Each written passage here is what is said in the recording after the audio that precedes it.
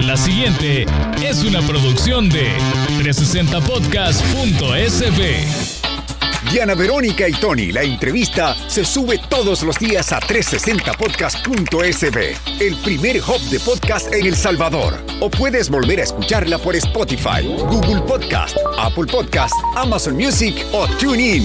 Dale clic a la campanita para que recibas la notificación. Este día, en el Corre de la Mañana, le damos la bienvenida a... Aquí estamos ya conversando con el Procurador para la Defensa de los Derechos Humanos en El Salvador, José Apolonio Tovar. Procurador, muy buenos días y bienvenido a Diana Verónica y Tony. Bienvenido, nos acercamos al micrófono, por favor, Procurador. Ahí está, y saludamos ahí a la gente que está ya conectada o a punto de conectarse a la señal de Facebook Live. Bienvenido, Procurador. Buenos días, Tony, Diana. Gracias por la invitación y gracias por permitirme conversar un rato y trasladar a la población el trabajo que estamos realizando desde la Procuraduría. ¿Es primera vez con nosotros, así como... No. Presencial aquí en punto. Ajá. 105. En la otra colonia ya habíamos Sí. conversado y parece ser que una vez conversamos también vía Zoom. Hoy con motivo de la pandemia COVID-19. Es correcto, sí, tiene razón. Estuvimos una vez, sí, entonces, sí me acuerdo. Ya nos decía Sheila que sí habíamos estado en alguna ocasión. Apolonio, ¿cómo es que? Es que Apolonio. Porque Apolonio. Ese Apolonio. Es que a eso se refiere el presidente. Así lo escuchamos. Que Apolonio. Porque Apolonio. Bueno, Ha sido bonito. ha sido interesante, ¿verdad? A ver, bueno, ya va de salida, o sea, 4 meses le quedan en la institución. Mi mandato concluye el 15 de octubre. Estamos pronto a concluir el periodo y con una bonita satisfacción, una experiencia muy agradable, muy consciente del trabajo que he realizado. Yo creo que nadie esperaba que Apolonio tuviera un desempeño como el que ha habido. A mi juicio hemos hecho un trabajo muy noble. Por supuesto que eso no hubiese sido posible sin los y las empleadas de la Procuraduría. Hay gente muy capaz, muy interesante, muy comprometida, y hay algunos otros que necesita que se les incentive un poco más para rendir al máximo de la capacidad que tienen. Y es, digamos, todo esto en un marco complicado, digamos, para la institución o para las posiciones que asume el procurador. Yo creo que inédito, fíjese, Tony y amigos y amigas, inédito a mi juicio, porque si no, hagamos memoria, desde que nace la PDH, ¿cuándo había existido una pandemia?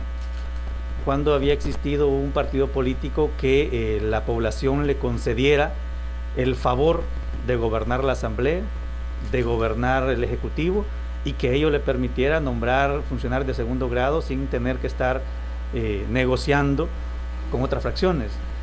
Cuando habíamos tenido un régimen de excepción. Yo creo que es un periodo muy particular el que me ha tocado, interesante, retador, ¿verdad? Y de verdad que me siento satisfecho con lo que se ha logrado. ¿Y va a buscar la reelección, procurador? No, de verdad que en este momento no estoy pensando en reelección, estoy pensando en concluir el periodo con trabajo, con la dignidad que me caracteriza. No soy un funcionario tradicional, no vengo de las altas esferas, mi apellido no es un apellido ostentoso. Humildemente vengo de San José Cancasque, en Chalatenango, un cantón, un municipio que más parece cantón, y muy alegre, muy satisfecho del trabajo que hemos realizado, de las amistades que he logrado hacer, de las buenas comunicaciones que hemos establecido en algún sitio, y eso es lo que uno se queda. Con esa satisfacción me quedo, y con el agrado de haber apoyado, de haber hecho lo que a mi alcance estaba. Esta semana pasada, y es por eso parte del por qué lo hemos invitado, usted fue al Mozote a presentar el anteproyecto de ley de justicia transicional. Cuéntenos un poquito sobre esto y el proceso que debe seguir si es que va a tener, digamos, receptividad en la Asamblea Legislativa. Sí, bueno, nosotros en la Procuraduría desde 2020 a inicios hicimos una consulta nacional en la que quisimos escuchar a las víctimas y familiares de víctimas del conflicto armado sobre su parecer en cuanto a cómo debía haber la verdad en la ley, cómo debía cumplirse la justicia en la ley, cómo debería generarse la reparación y las garantías de no repetición, que son los 4 elementos que la Sala Constitucional del 2016 estableció en la sentencia que declaró inconstitucionalidad la ley de amnistía absoluta. Y declara inconstitucional la ley de amnistía y manda a crear, ¿verdad? Y obliga a la Asamblea, ordena, digamos, a la Asamblea que cree una nueva ley que recoja primero el sentir de las víctimas, porque debe ser centralizada en las víctimas, y luego que reúna los estándares internacionales en materia de derecho internacional humanitario, para que haya verdad para las víctimas, justicia para las víctimas, reparación para las víctimas, y que haya una garantía de no repetición de esas atrocidades ocurridas en el conflicto armado, particularmente aquellos hechos documentados por la Comisión de la Verdad en el informe aquel de la locura a la esperanza. Entonces, la idea de eso era escucharles y a partir de lo que nos dijeran, nosotros hacer una propuesta de ley que iba a ser presentada a la Asamblea Legislativa en el marco de la obligación que tenía la Asamblea Legislativa de escuchar a las víctimas. Y recordemos que la composición subjetiva anterior de la Asamblea no escuchó a las víctimas. Se hicieron unos foros, pero fueron unos foros cuestionados porque algunos estuvieron dirigidos por personas que aparecían en el informe de la Comisión de la Verdad como violentadores de derechos humanos. Entonces las víctimas no sentían como la tranquilidad o la confianza en el proceso de poder también expresarse, porque también había un negacionismo a los hechos y a muchas personas se les decía, no, eso es mentira. En el caso del Mozote, ¿cuántas veces hemos escuchado que dicen, si ahí no vivían 1000 personas, si acaso 100, y cómo es que mataron más de 1000?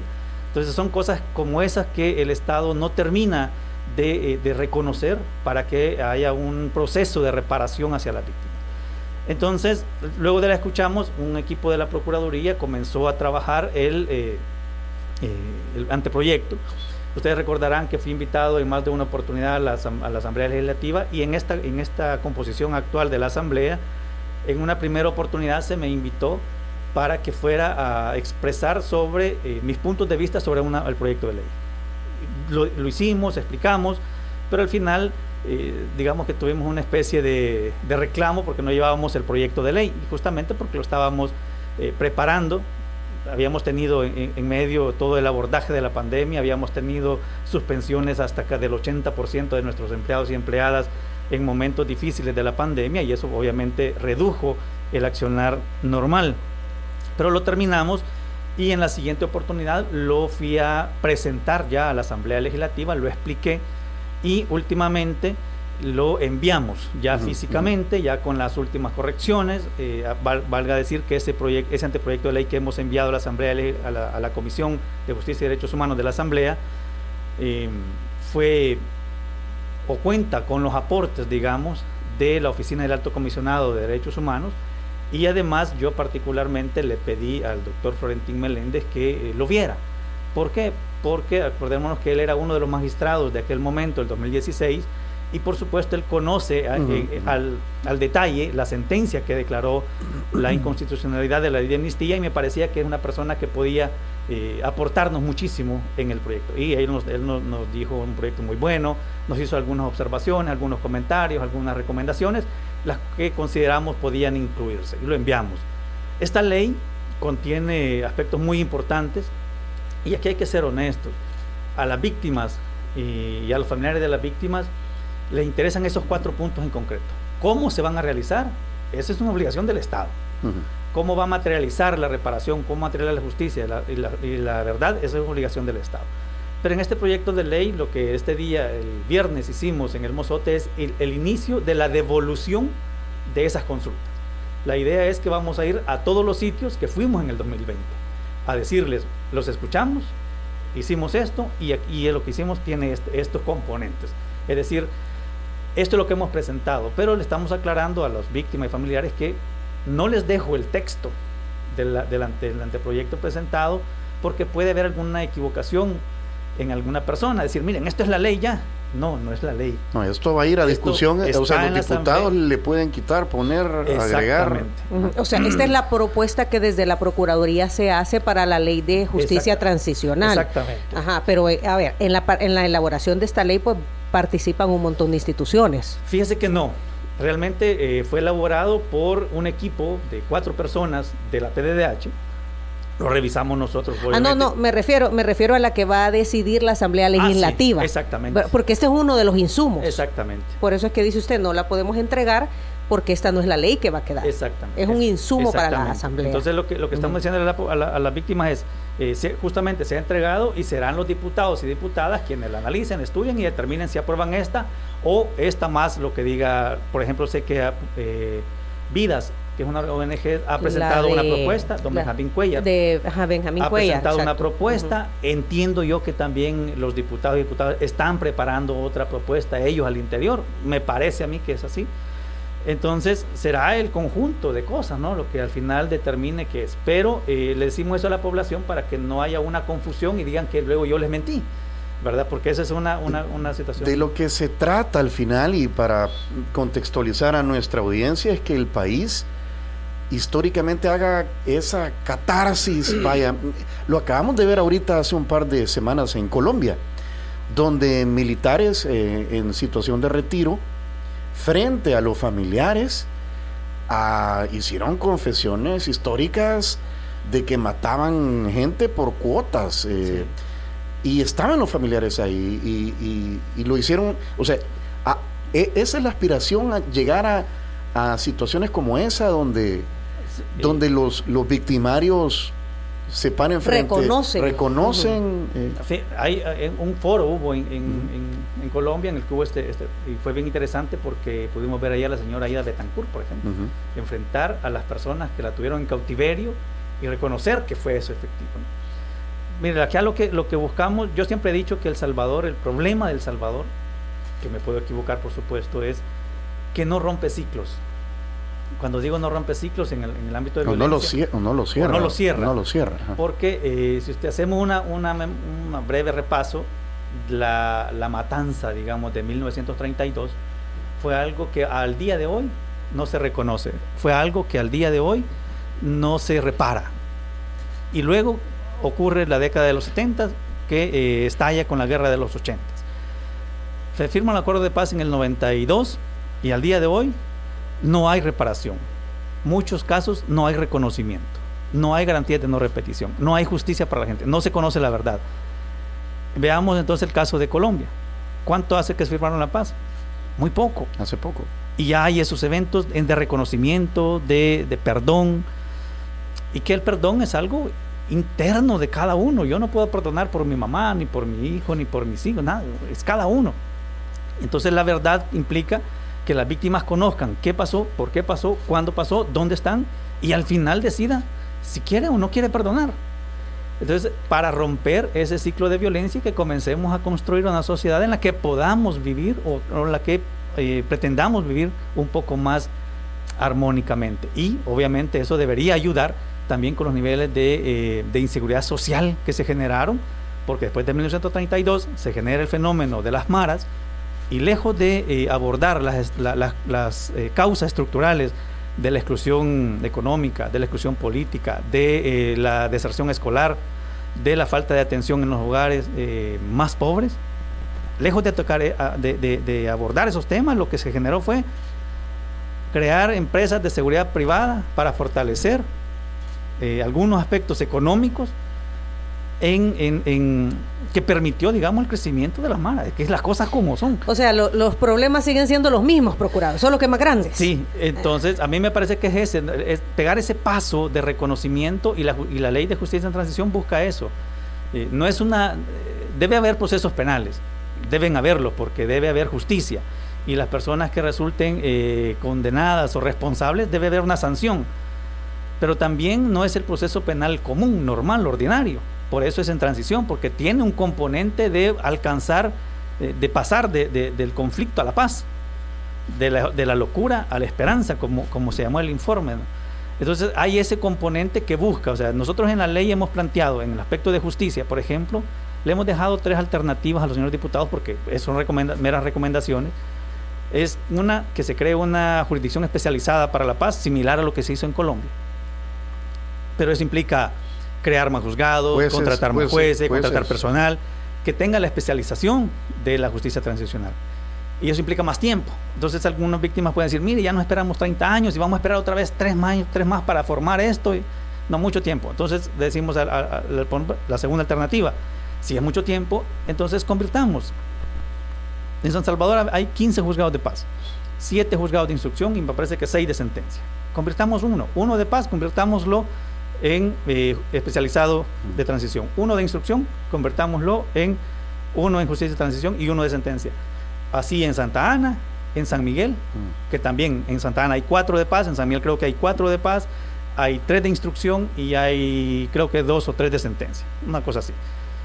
¿Para qué? Porque ya tiene la estructura y que el trabajo que ahora tienen estos se distribuye entre los demás y que se dedique exclusivamente a los casos que puedan generarse por los hechos ocurridos del conflicto armado. Esa es la segunda alternativa. Y la tercera es sigamos como estamos.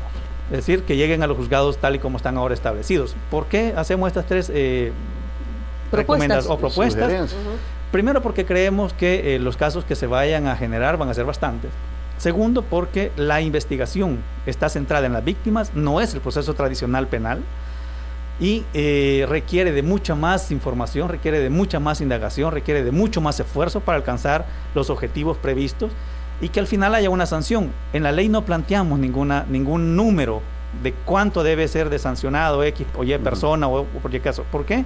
Porque lo que dejamos previsto es que se aplique la normativa del momento en que se cometió el hecho, con las variantes propias de la justicia en transición. Esto es el acompañamiento del imputado en el sentido de colaborar o no con la investigación, de reconocer o no los hechos que se están investigando y por supuesto el elemento de la dosimetría de la pena, es decir, una cuestión que sea directamente proporcional a y no simplemente por poner un número. Por eso en la ley no ponemos números de años, digamos, de pena, pero sí creemos que no puede haber impunidad.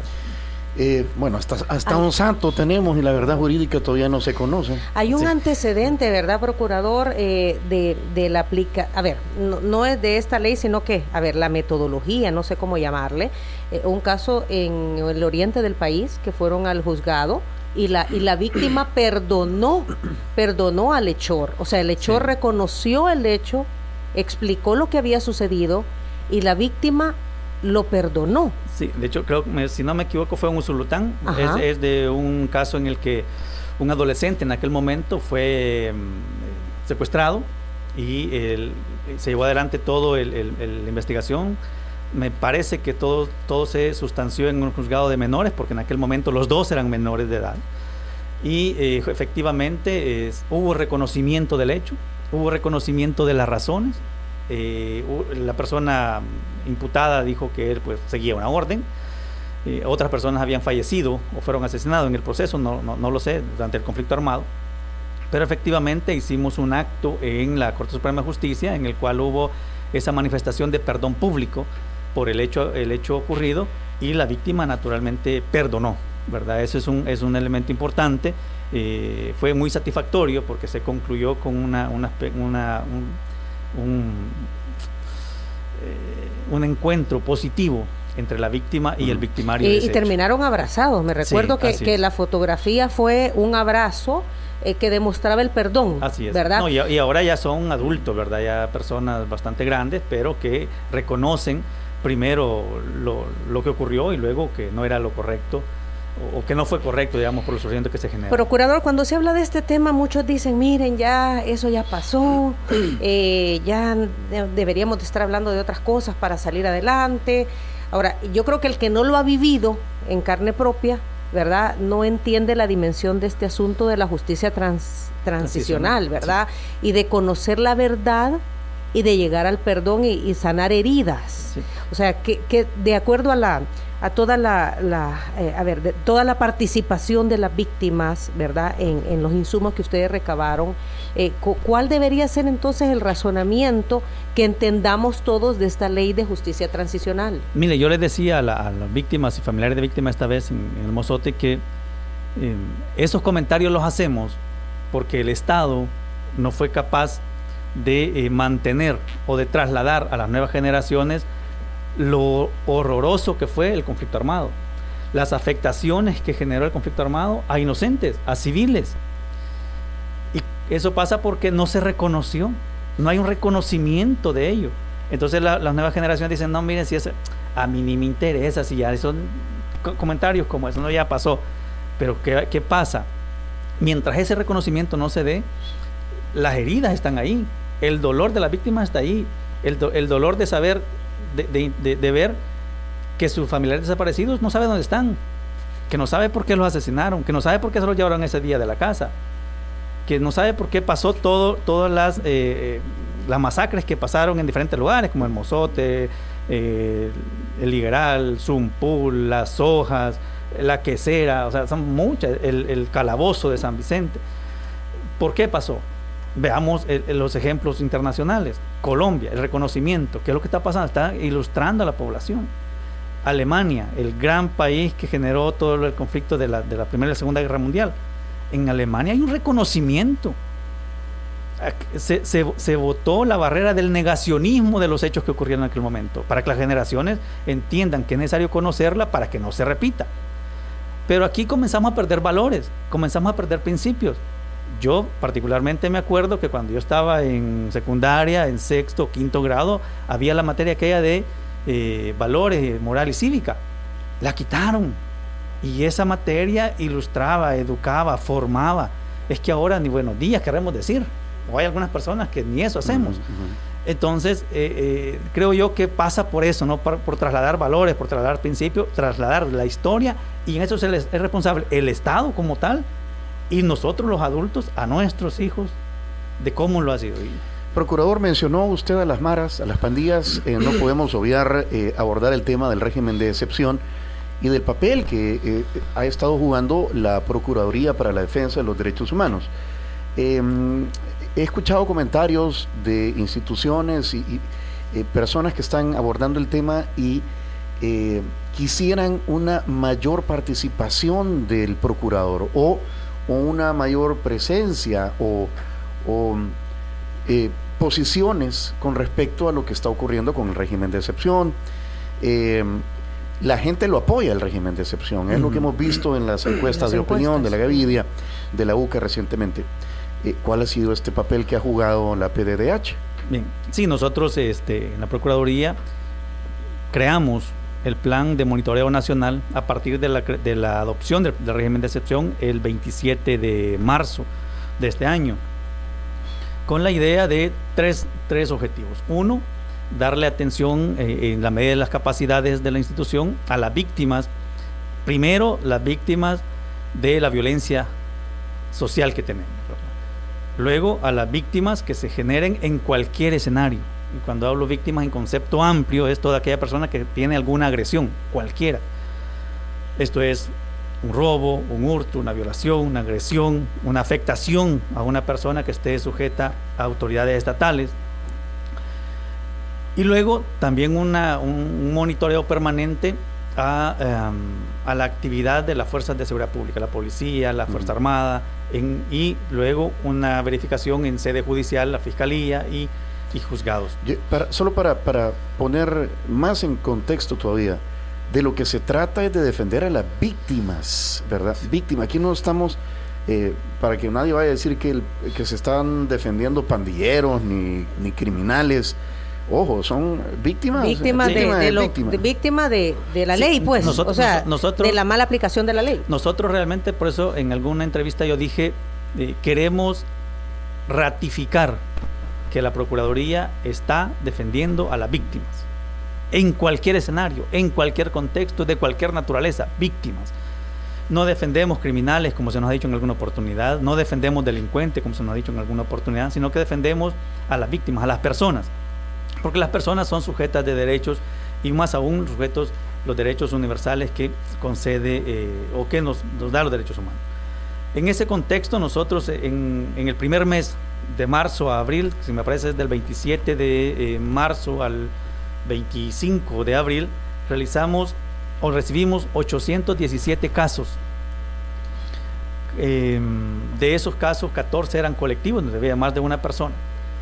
Y realizamos, en ese momento, 292 oficios pidiendo informes a las autoridades denunciadas, solicitando alguna actuación particular de alguna autoridad en relación a las denuncias que se estaban presentando. Realizamos 19 resoluciones iniciales Estas son las que nos permiten el sistema de investigación, digamos, de la Procuraduría, el sistema de protección de derechos humanos de la Procuraduría. Y se abrieron 35 expedientes en el primer mes.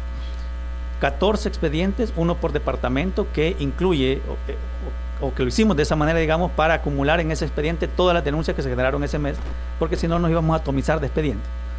Y el resto son expedientes que se abrieron por casos que consideramos más graves o muy graves y que había que investigarlos de manera separada. En el primer mes, ¿no? Es decir, y luego hicimos el informe de 15 días, luego un informe del primer mes, y ese informe yo lo he remitido con todas las actuaciones que hemos realizado a todo el organismo internacional de derechos humanos, a todas las embajadas acreditadas en El Salvador y a las autoridades de seguridad en el país. Es decir, no es que no hemos hecho nada, no es que nos hemos quedado de brazos cruzados. Hemos realizado monitoreos. En aquel momento, en el primer mes, fueron ustedes que habían retenes policiales, retenes militares, cierre focalizado de algunas colonias. En todo eso estuvimos. En Bartolinas, en hospitales, en juzgados, en todo eso estuvimos. Creamos 14 equipos formados por 6 personas cada uno en San Salvador, que son los que a diario están monitoreando. Tenemos un equipo que recoge la información de estos equipos de técnicos y comienzan a elaborar un informe como este, y nos produce este documento. En él están recomendaciones. Por ejemplo, en el primer informe mensual recomendamos al director general de la Policía Nacional Civil que generara mecanismos de comunicación asertivos para los familiares de las personas detenidas, a efecto que conocieran en dónde estaban, en dónde se ubicaban y los delitos por los cuales se les estaba deteniendo. Para satisfacción nuestra, y no sé si ha sido por la recomendación o porque ya tenían previsto, pero el señor director, a los 2 días o 2 días después que se envió el informe, conocimos de un memorándum en el cual trasladaba a todas las jefaturas departamentales para que facilitaran la comunicación a los familiares en relación a las personas detenidas. Que le digo, no puedo decir que fue porque... Claro, pero lo importante es que se hizo. Que fue una de las cosas interesantes, ¿no? Luego comenzamos a ver a muchas personas, muchos familiares de detenidos en los alrededores de centros penales en busca de información. Y cuando eso ocurrió, hicimos un comunicado en el cual recomendamos a la Dirección de Centros Penales que generara un mecanismo similar al que había hecho el director de la PNC. Y justamente ese día, por eso yo no lo atribuyo a la recomendación nuestra, sino que me parece que estaba planificado, se lanzó una oficina o una ventanilla de información de parte de la dirección, pero se anunció ese día, pero se retrasaba por cuestiones logísticas. Y luego verificamos y efectivamente se instaló en las afueras de Mariona, en donde se le comenzó a trasladar información a los familiares, con prioridades a mujeres embarazadas, sobre la condición de sus familiares. Creo que eso es importante. Y luego nosotros hemos estado monitoreando todas las Bartolinas de la Policía Nacional Civil. Hemos tenido comunicación muy buena con la Policía Nacional Civil, tomando en cuenta que la PDH y la Policía Nacional Civil tenemos mesas de diálogo interinstitucional, que son las mesas de actuaciones policiales. Tenemos una por cada departamento del país. Mi delegada departamental se reúne cada mes o cuando es necesario con las autoridades máximas de la PNC en el departamento para abordar casos concretos o casos que puedan generar como patrones de conducta que vayan en detrimento de los derechos fundamentales de las personas. Y en San Salvador también. Y yo directamente he tenido mucha comunicación con el director de la Policía Nacional, quien ha mostrado una apertura esencial para el trabajo nuestro. Ha estado en comunicación. Sí, y yo le he pedido, mire, director, yo lo que quiero es que el trabajador o trabajadora de la PDH pueda realizar su trabajo sin obstáculos. Porque al final del día, lo que la PNC busca es lo mismo que buscamos nosotros y que debe buscar cualquier institución de Estado, que es la garantía de protección de toda la gente, que todo se haga en el marco de la ley, que todo se haga dentro del ordenamiento jurídico establecido. Entonces no estamos aquí para molestarnos unos con otros, sino para sumar esfuerzos que generen mejores niveles de sensación positiva para la población. Y él nos lo ha generado. El director ha sido muy interesante, digamos, las conversaciones con él, porque hemos tenido esa apertura desde la policía. Incluso desde los procesos electorales que hemos estado, a mí me contaron que en el pasado habían sitios en los que no entraba la PDH, y con el director Arriaza Chica hemos entrado a todos los que hemos tenido, nos hemos intercambiado información en el momento para poder abordar cualquier situación o incidente que se generaba. Entonces yo creo que eso es importante rescatarlo.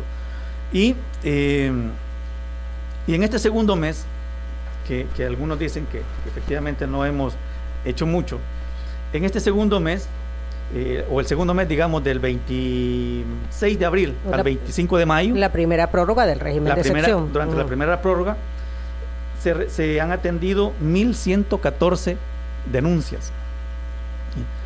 De esas 1.114 denuncias, esos son datos bien interesantes que creo que deben conocerse.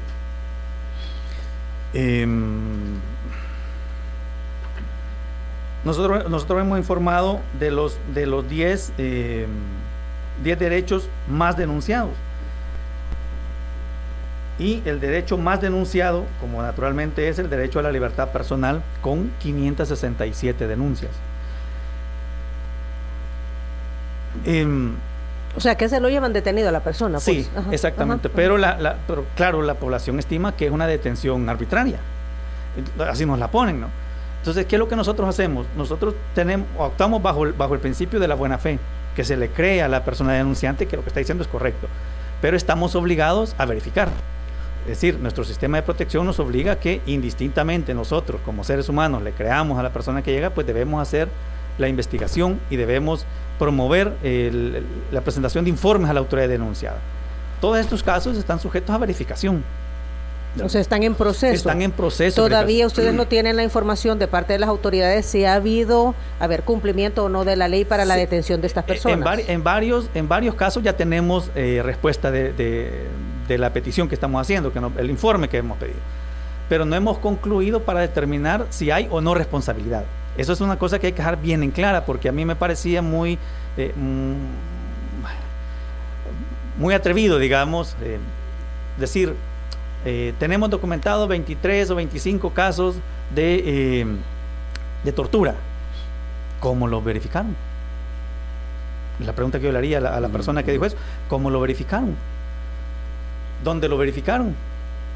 ¿Verdad? Yo no puedo decir ahora, mire, tenemos 500 de responsabilidad, porque no hemos concluido el proceso de investigación que la ley le termina. Aquí hay que hablar algo. O sea, la mamá del pandillero o de la persona detenida puede pensar que su hijo pues es una mansa paloma, ¿verdad? Pero al final se determina que hay una relación con hechos delictivos. Pandillero que ha cometido, o sea, una cosa es lo que usted dice, la denuncia, y lo otro es verificarlo y corroborarlo. Es correcto. Yo no me quiero adentrar un poco en el análisis eminentemente subjetivo sobre eso, pero evidentemente para mí mi hijo es lo mejor. Entonces, ¿qué es lo que nosotros estamos haciendo? Es seguir el mandato de la ley, que es verificar, pedir informe, hacer entrevista, ampliar la información que tenemos si consideramos que es necesaria, para al final del día determinar si hay o no responsabilidad sobre el hecho planteado, sobre el hecho denunciado. Pero hoy día yo no puedo venir acá de manera irresponsable a decir tantos casos de detenciones arbitrarias, tantos casos de malos tratos, tantos casos de X derecho. No puedo afirmar que existe la violación. Sí puedo decir que hemos recibido la denuncia por esas razones. Y en estos 2 meses, por ejemplo, hemos recibido 1.931 denuncias. Sí, porque fueron 800 en el primer régimen. 817 en el primero y 1.114 en el segundo. Entonces, aprovecho este momento también para desvirtuar una noticia que se generó la semana pasada en un medio escrito, que a raíz de una conferencia de prensa que generó la UCA en su observatorio universitario, que valga decir que este observatorio recoge información de la Procuraduría a través de un convenio que firmó la anterior titular de la PDH con la UCA, en el que aseguraban 2 cosas. Uno, que nosotros como institución habíamos reportado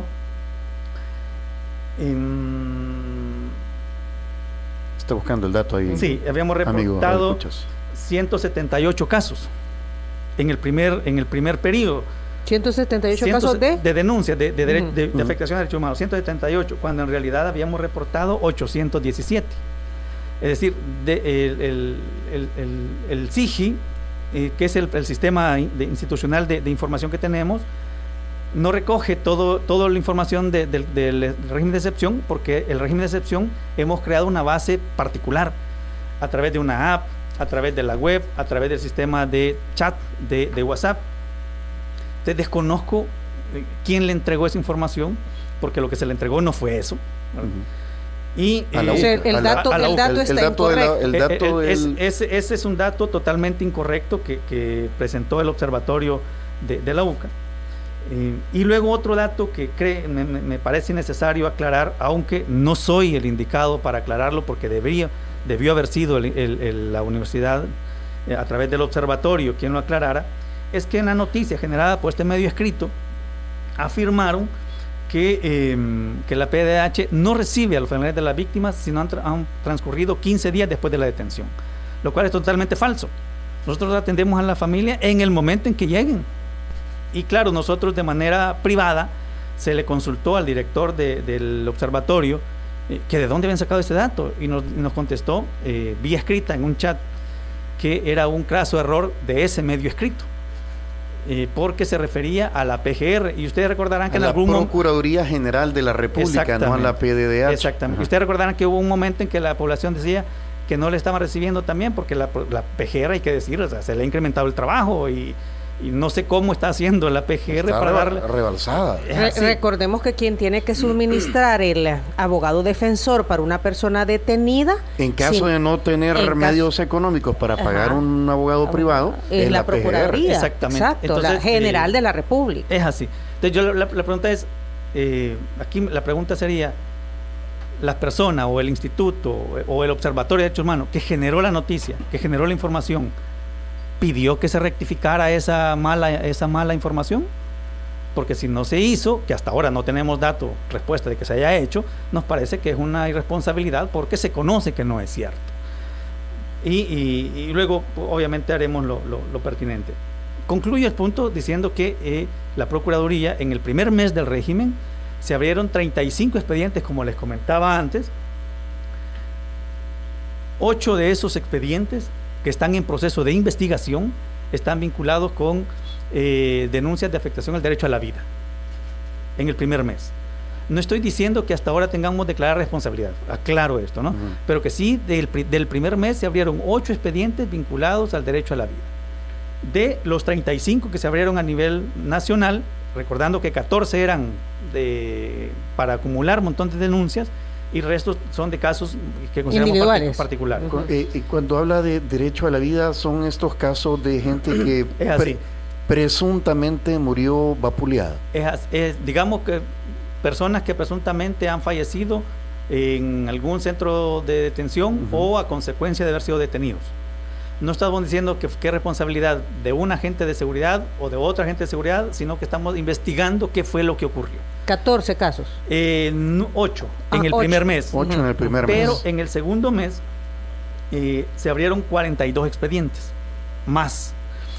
Es decir, que en total los primeros 2 meses se han abierto 77 expedientes. 14 generales en cada uno de los meses, y luego casos que consideramos deben investigarse de manera particular. Y en el segundo mes hay 9 expedientes vinculados al derecho a la vida. Es decir, en los 2 meses estamos investigando 17 casos vinculados al derecho a la vida. Es decir, de personas que pueden haber fallecido durante el régimen de excepción una vez han sido detenidas. Exactamente. En alguno, ya sea en Bartolina o en un centro penal. Lo que yo no puedo salir ahora de irresponsable, es decir, son consecuencia de, porque estamos investigando.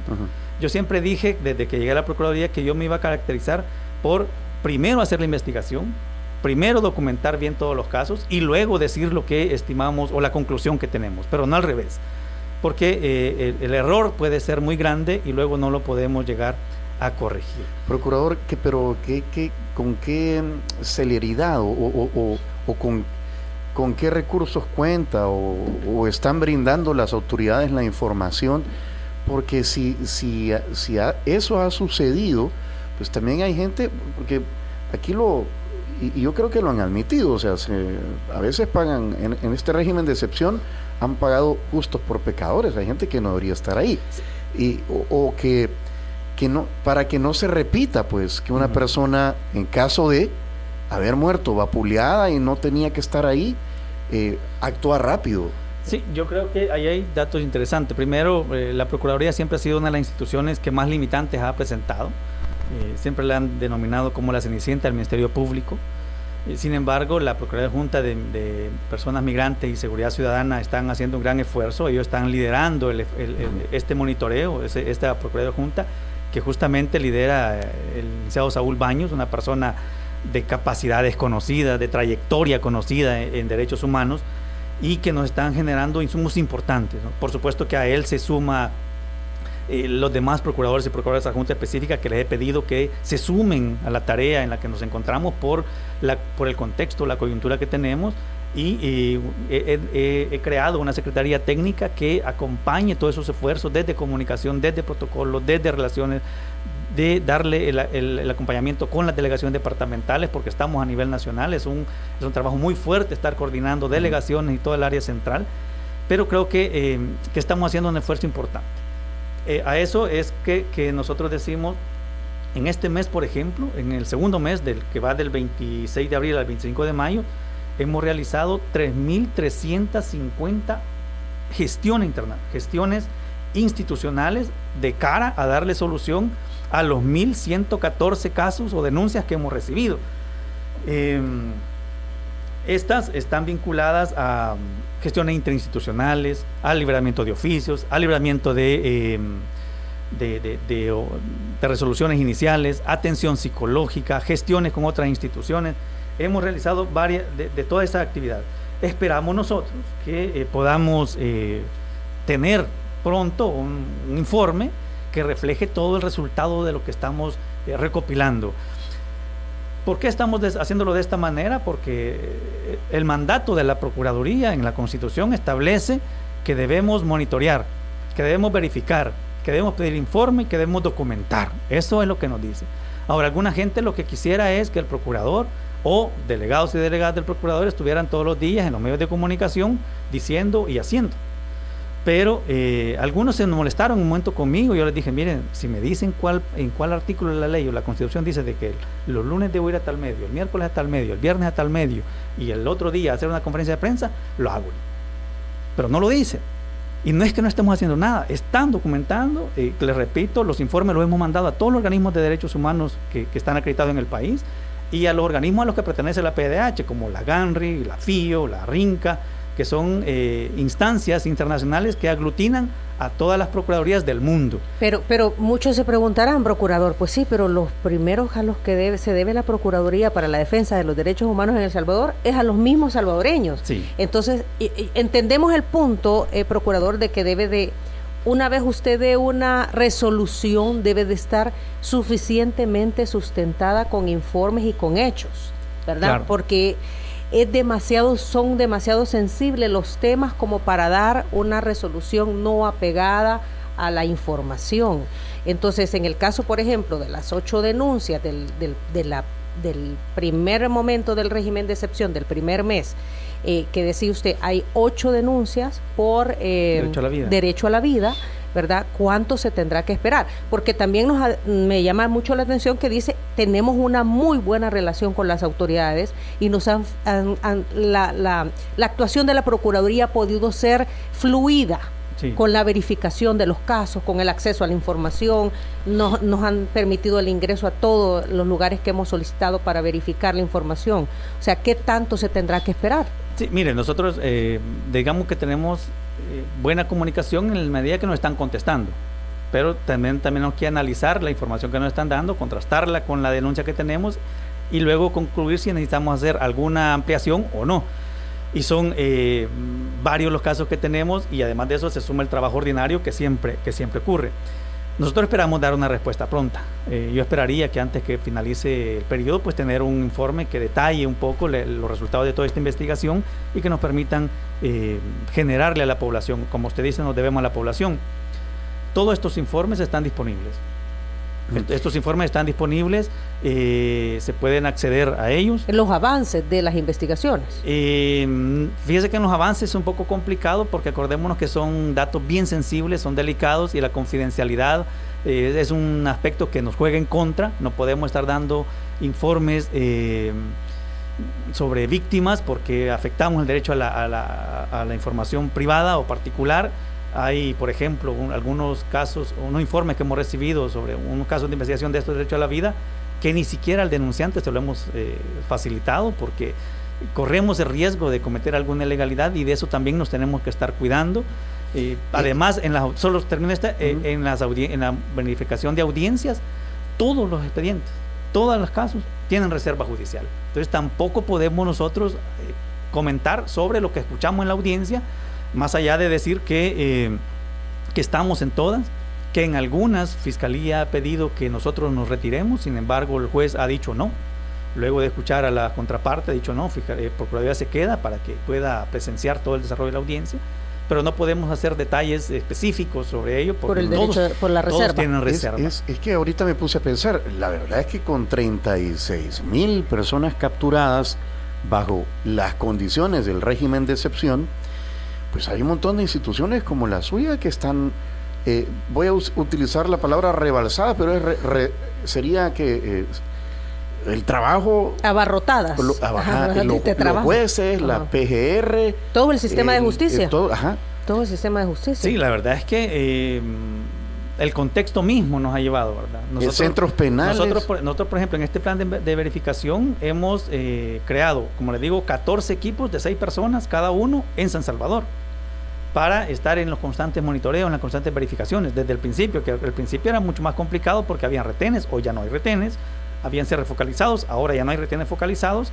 ahora está más en Bartolinas, en centro penal y en sede judicial. Retenes hay de vez en cuando todavía. Sí, pero no por el contexto, no por el régimen, sino por la tradición. Hoy, si usted ve un retén, es por el control normal, ordinario que ejerce policía, pero en aquel momento se generaron retenes justamente por la implementación del régimen. Había mixto de policía y militar, y ahora, si usted los advierte, no es por el régimen en sí. Yo no lo diferencio. Yo no lo diferencio. Lo que ocurre es que en el momento usted puede advertir, en el día 2 o 3 de que se instaló el régimen, eran muchos. Eran muchos. Los diputados nos han dicho aquí que van a... William Soriano lo dijo aquí la semana pasada, de Nuevas Ideas, de que si hay que aprobar otra prórroga, otra prolongación del régimen de excepción, lo van a hacer. Hasta que se capture al último pandillero, y algo así, ¿verdad? El presidente ha dicho que el país, dijo en su discurso, a punto de ganarle la guerra a las pandillas. ¿Cómo lo ve la Procuraduría? Mire, yo lo que dije en otra oportunidad es, primero, que todas las medidas que vayan encaminadas a enfrentar la inseguridad que vive el país, como lo dijo el secretario general de las Naciones Unidas, don Antonio Guterres, deben ir acompañadas de un enfoque de protección de derechos humanos.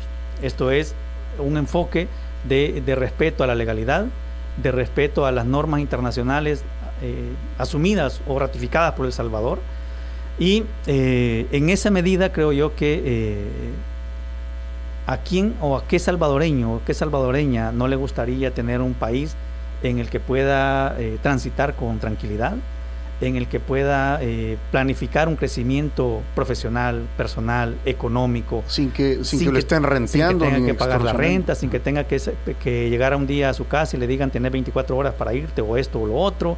Entonces yo creo que todos los salvadoreños nadie va a estar en contra de una situación de esa, de un escenario como ese. Sin embargo, el llamado que nosotros como Procuraduría de Derechos Humanos siempre hemos hecho y siempre vamos a hacer al gobierno que se encuentre es que todas las medidas que se adopten, que todas las políticas que se aprueben, que todos los planes que se desarrollen deben tener un enfoque de derechos, deben tener un enfoque de protección a la víctima, deben tener un enfoque de protección a la población para que no hayan afectados quienes no deben resultar afectados, ¿no? Esto creo yo que es importante porque al final del día, como hemos dicho antes, todas las personas somos sujetos de derechos. Y una vez nos encontramos en una posición de vulnerabilidad o sometidos al Estado, en el caso de las personas privadas de libertad, pues las reglas aprobadas por El Salvador, ratificadas por El Salvador, las reglas de Mandela, establecen que debe tener un trato adecuado, ¿verdad? No un trato de privilegio, sino un trato adecuado. O sea, apegado a las leyes. Lo que pasa, procurador, es que la gente dice, no, si es que el pandillero en este caso, que por lo que se ha establecido el régimen de excepción, debería perder todos sus derechos porque él ha estado delinquiendo todo el tiempo, ¿verdad? Y no ha respetado los derechos de los demás. Sí, no, naturalmente que hemos apreciado con mucha tristeza que hay salvadoreños y salvadoreñas que han violentado la ley en diferentes formas, que han afectado a otro ser humano de diferentes maneras, y para eso está establecido el régimen jurídico pertinente para que sean investigados y sancionados conforme a ese régimen. Pero todos somos seres humanos, todos somos personas, y los derechos humanos nos asisten a todos porque somos personas, no porque somos blancos, porque somos de color, porque somos altos, o porque somos bajitos, o porque somos hombre, o porque somos mujer, sino que nos asisten porque somos personas. Y bajo ese enfoque es el que la señora Bachelet y el doctor Antonio Guterres establecen que deben enfocarse las políticas públicas, en que son aplicadas a personas, y las personas son sujetas de derecho. Ahora, lo que pasa es que muchos tal vez no entienden el mandato de la Procuraduría, o sea, ¿por qué fue creada la Procuraduría? O sea, hay que decir que la Procuraduría para la Defensa de los Derechos Humanos es fruto de los acuerdos de paz. Claro. ¿Verdad? Primero. Y segundo, su función es, hacer que se respeten las normas de derechos humanos desde las instituciones del Estado. Yo digo que no es tanto hacer qué, sino más bien monitorear la actividad del Estado en relación a las personas para que tengan ese enfoque de protección y de garantía de sus derechos.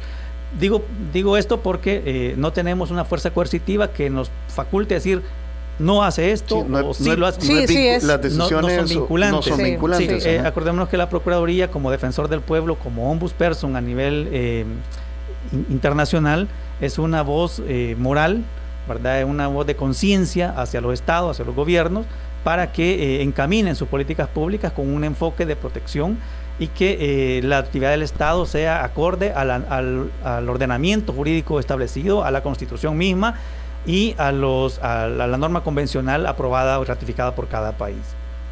Sí, es que a la gente le cuesta, ¿verdad? Porque que en este tema hay mucho que es una línea bien delgada, ¿verdad? Emoción, ¿verdad? Hay quienes dicen que los derechos humanos son para los humanos derechos, sí, pero los derechos humanos son de todos, para todos. Sí, no, lo que pasa es, yo creo que también culpa la tenemos todos y todas, hombre, en El Salvador.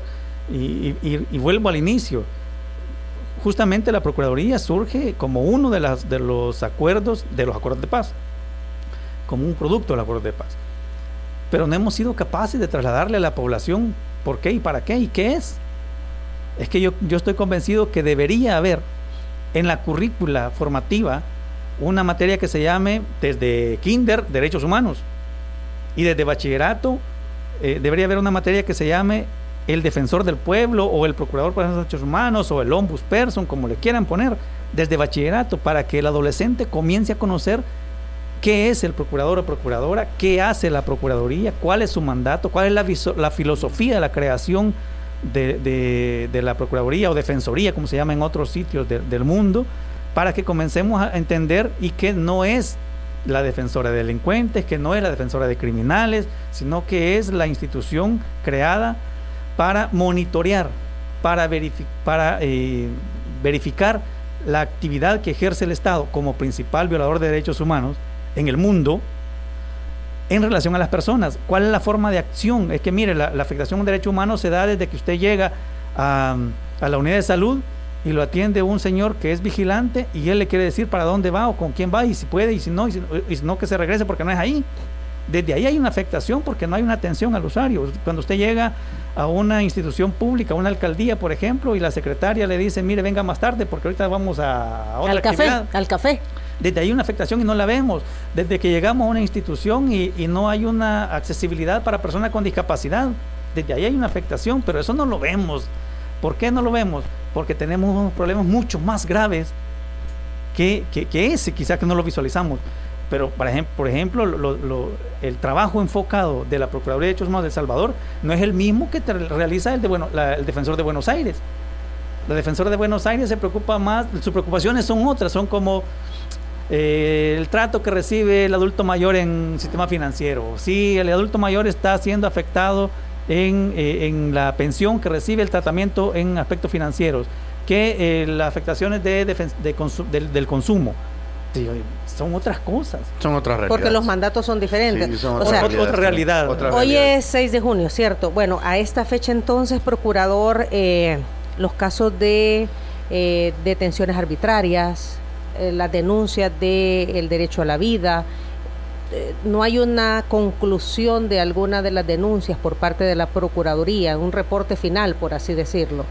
No tengo un reporte final o concluido de ninguno de los expedientes, todos están en trámite, todos los tenemos ahorita en investigación, y sí hay un aspecto importante que quería resaltar. No tenemos datos hasta el día de hoy, tenemos datos hasta el 25 de mayo, que son estos dos rubros que les he dicho, y me parece que la Procuraduría nunca ha reservado información. Estamos siempre en la disposición de informar. De hecho, el observatorio del que hablaba antes reportaba el caso de 22 casos de tortura que había obtenido de información de la Procuraduría, y cuando nosotros lo hemos buscado, pues no nos aparecen. No sé de dónde, no sé quién les ha facilitado esa información, no sé cómo la han obtenido, pero el SIGI, que es el sistema que nosotros registramos, no nos aparecen los 22 casos de tortura. Y se dieron en la conferencia de prensa. Y los anunciaron en la conferencia de prensa. Como parte de los insumos de la Procuraduría de Derechos Humanos. Al parecer, ¿no?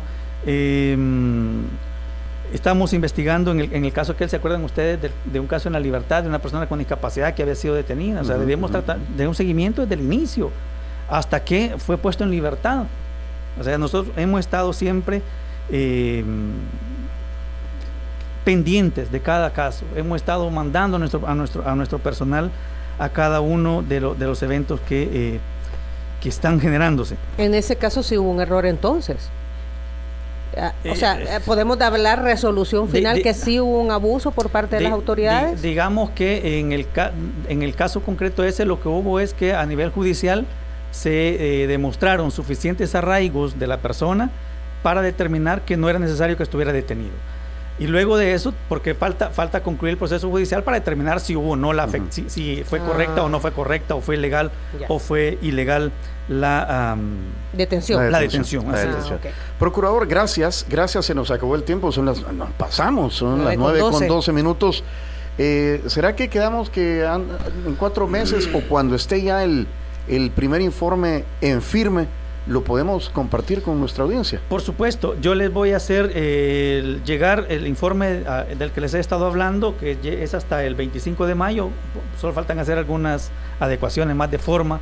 Se lo voy a hacer llegar para que ustedes lo puedan compartir, y cuando ya tengamos nosotros, por supuesto que lo vamos a estar haciendo del conocimiento de ustedes. Bueno, aquí estará con nosotros, por supuesto, el Apolonio.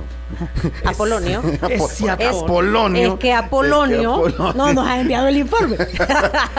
Si no, así vamos a decir, procurador. Es que Apolonio. ¿Quieren volver a escuchar esa entrevista? Ponga atención a lo siguiente.